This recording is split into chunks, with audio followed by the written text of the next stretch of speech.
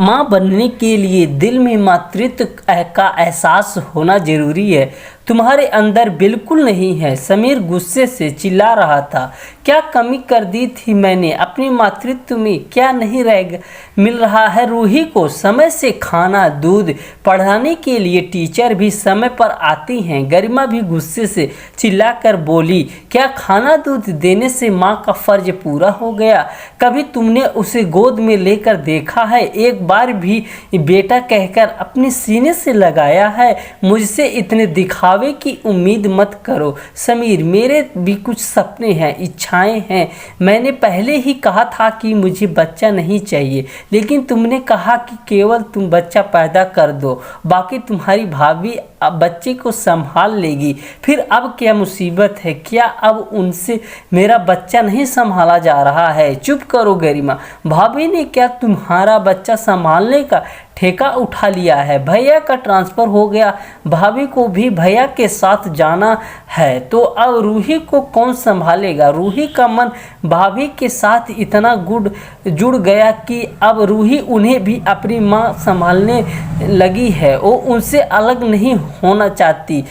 तुम्हें तो ये भी नहीं पता वो उन्हीं के साथ जाने की जिद कर रही है। तुमने तो आज तक रूही को अपने पास सुलाया भी नहीं, तो क्या हुआ? चली जाएगी उनके साथ। वैसे भी यहाँ कौन संभालेगा? मुझे आया रखनी पड़ेगी। कभी हम उनसे मिलने कहाँ चले जाएंगे तो कभी वो यहाँ आ जाएगी। उनके साथ जाने से भी रूही हमारी बेटी ही रहेगी ना। गरिमा की बात सुनकर समीर गुस्से में आगे बोलने को हुआ, लेकिन गरिमा कमरे से बाहर चली गई।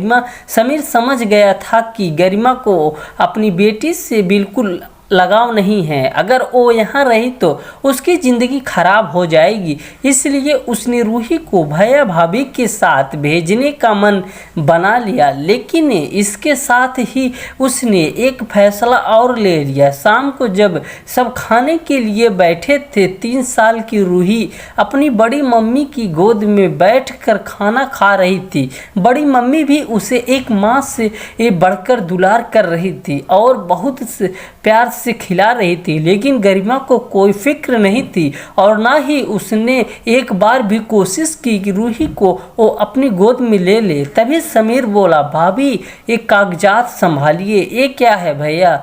इन कागजातों के अनुसार अब आप रूही की माँ हैं। रूही पर अब आपका कानूनी अधिकार है। सच में भैया? कहते हुए मीना की आंखों में आंसू आ गए। उसने गरिमा की तरफ देखा तो उसका चेहरा सफ़ेद पड़ा था। ये क्या कह रहे हो समीर? रूही मेरी बेटी है, ऐसे कैसे तुम उसको कानूनी हक भाभी को दे सकते हो? वो क्यों नहीं दे सकता? रूही मेरी भी बेटी है, मैं उसकी ज़िंदगी बर्बाद होते नहीं देख सकता, इसलिए मैंने ये फैसला लिया। तुम तो रूही को पाल नहीं सकती, ना ही तुम रूही को गोद में लेकर उसकी तकलीफ़ समझना चाहती हो। तुमने केवल उसे जन्म दिया है, लेकिन इन 3 सालों में आज तक तुम्हें यह नहीं पता कि रूही को किस चीज़ की ज़रूरत है, उसे क्या तकलीफ़ है, कब उसे स्कूल जाना है, कब उसे भूख लगी है और कब उसे माँ की गोद में सोना है।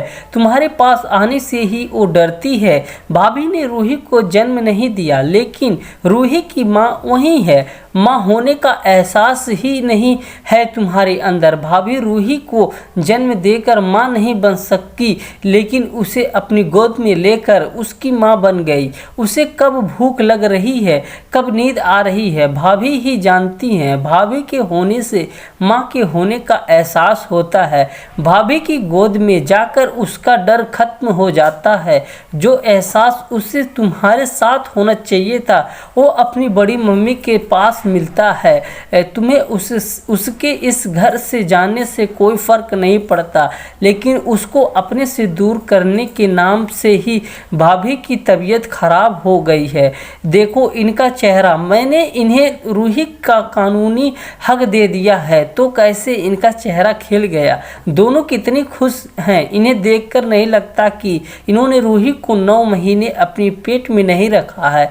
मेहरबानी करके अब इन दोनों के बीच मत आओ। एक माँ को उसकी बेटी दे दो। गरिमा ने देखा जेठानी के चेहरे चेहरे की चमक अलग ही थी, जैसे उन्हें रूही नहीं पूरी दुनिया मिल गई हो। सही में उसने रूही को जन्म तो दिया था, लेकिन माँ नहीं बन सकी, और जेठानी उसकी बेटी की यशोदा माँ थी। जन्म ना देकर भी उसे पाल पोस कर उसकी यशोदा माँ बन गई थी। आज समीर ने रूही को मीना की गोद में देख कर और उसको माँ होने का एहसास करा दिया था, एक संपूर्ण माँ। सखियों, कैसी लगी आपको मेरी एक कहानी? लाइक और कमेंट करके बताएं।